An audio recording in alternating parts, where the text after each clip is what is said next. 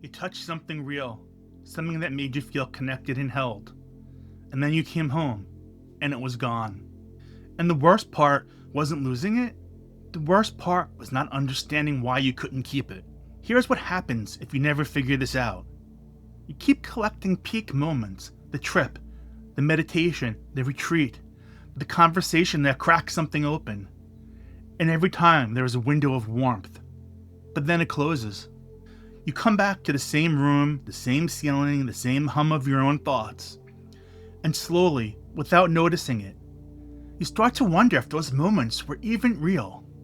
Your mind starts to discount them, explains them away, files them under a nice experience, but not something you can actually live inside. And so you keep searching, another book, another practice, another teacher. Not because you're broken, but because nothing has answered the question underneath it all. I am an analytical CPA. I do not say that to impress you. I say it because it means I came to all of this sideways. I did not grow up in a spiritual household. I did not have a teacher hand me a framework and say, "Here, use this." I had anxiety, real, grinding, daily anxiety. And I had an experience on a hillside in Ireland that I could not explain and could not hold on to. That gap between what I felt in that hill and what I felt the rest of the time is what sent me looking. Years of looking. Through neuroscience, through Celtic tradition, through the Western occult, through my own nervous system. I am not here as someone who figured it out and now teaches it from a comfortable distance. I am here as someone still inside it, who has found a few things that actually work. Here's the thing most anxiety tools miss entirely. They give you techniques, but they do not give you belonging. Breathing exercises are useful. I use them. Journaling is useful. I use that too. But none of them answer the question your body is actually asking. Am I alone in this?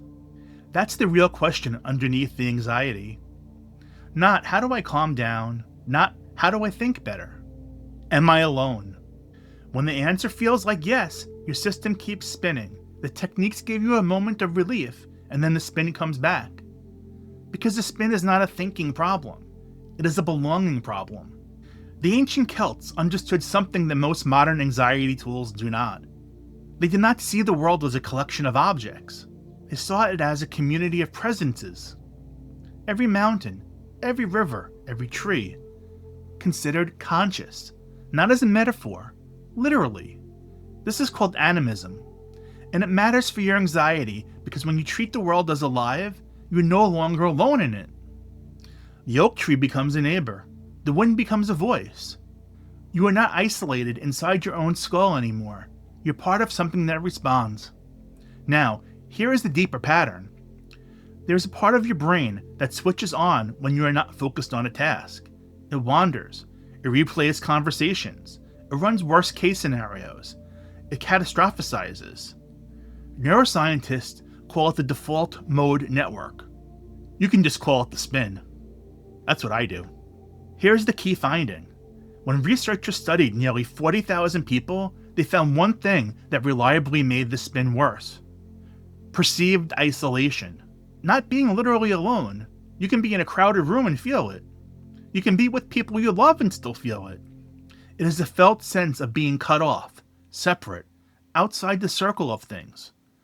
When your nervous system registers that feeling, the spin accelerates, it ruminates more, it generates more anxiety. And here's what makes this so hard. The techniques you use to manage anxiety, they do not touch the isolation. They help you manage the spin, but they do not answer the question underneath it. So the spin comes back every time. The connection I felt in that hill in Ireland quieted something deep. Not because Ireland is magical, but because in that moment, standing on my ancestors' land, I did not feel separate. I felt like part of something. My system stopped bracing. Then I came home. The belonging faded. The bracing came back. Because the connection had no structure. It was a feeling, not a practice. A feeling without structure fades every time. So here's what you can actually do.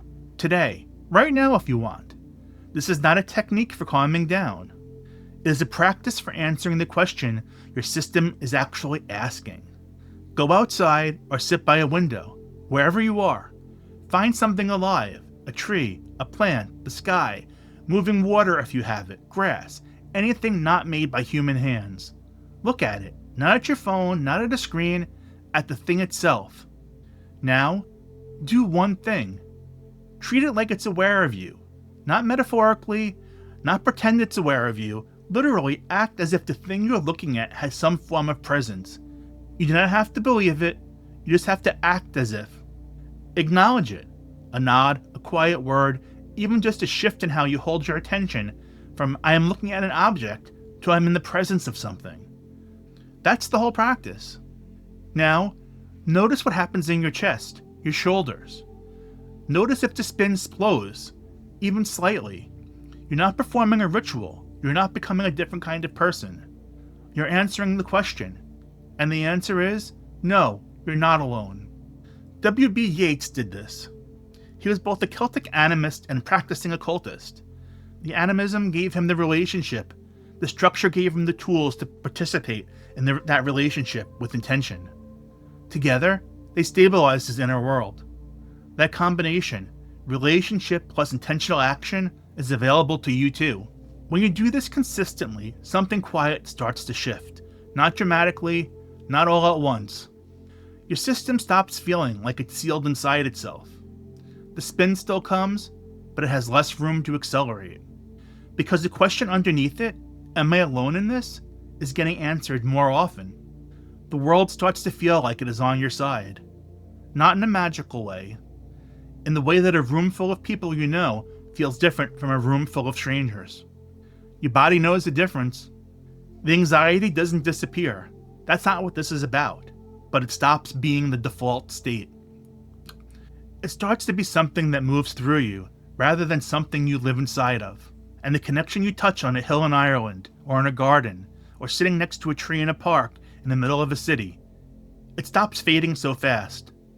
Because now it has structure. You know how to come back to it. You start to feel, more often, what I felt for a few days in the Irish Midlands. Warm, connected, held, like you're part of something older than your own story. Not just on the mountain, in ordinary time.